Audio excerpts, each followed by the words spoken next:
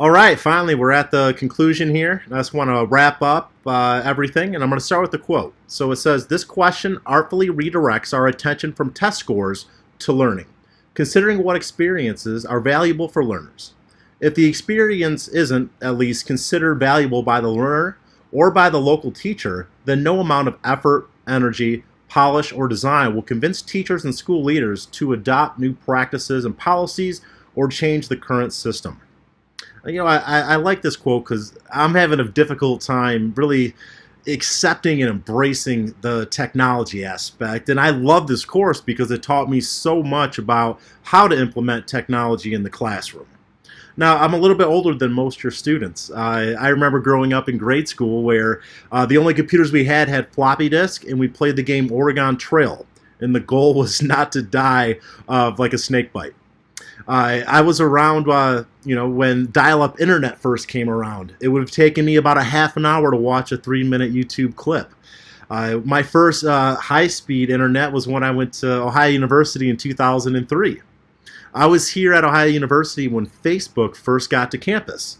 Now, for those that haven't seen the Social Network movie or just didn't realize it, that platform actually started as college exclusively. So I was there, and now here I am. I'm making a YouTube video for the first time. It's definitely an unreal experience, and I'm sure my mother would be very proud.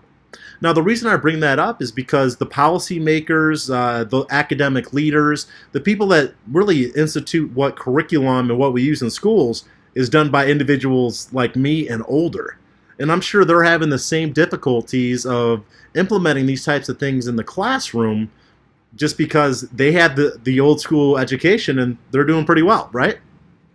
So really we need to convince them to say, hey, we need to get rid of all these, all the emphasis on test scores, especially the standardized test, and really focus on, growing these kids so that when they graduate, they can actually be successful in the real world because they're going to be using technology. So why not embrace it? And that's going to be the most difficult aspect for me. But I'm going to do it. Now, just to recap here, we talked about outdated methods. I mean, we're definitely using 19th century instructional techniques. Digital adventures are a great way for students to actually play games and have fun, but more than that, use the technology to really enhance their learning experience. The next is interdisciplinary instruction, which I think it should be a focal point of future education. I really think they need to start doing it, and I think we would see improved grades all around if we were to do this. And then lastly, of course, is the assessments. I think we do need to do more diagnostic testings, more formative assessments, so that we can continually change whatever content material, instructional techniques, and methods to really understand and fix any issues that we have in the classroom. Unfortunately, at the end of the day, our student success means teacher success.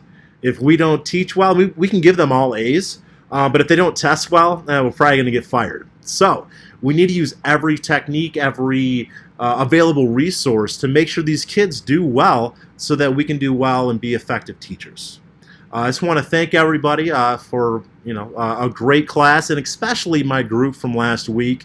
They actually showed me how to do this Google site, which is probably the coolest thing I've ever seen. And I really think, and actually thought that they did a lot more work than me.